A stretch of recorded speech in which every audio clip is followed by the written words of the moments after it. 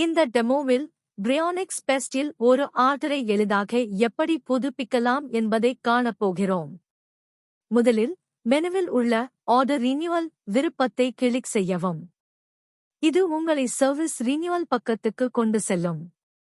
இங்கே புதுப்பிக்க தகுதி வாய்ந்த அனைத்து ஆர்டர்களும் பட்டியலாக காணப்படும்.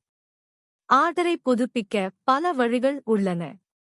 அதில் ஒன்று வைப் அவுட் மெனு வழியாக. இதில் முடிக்கப்பட்ட அனைத்து ஆர்டர்களும் காணப்படும்.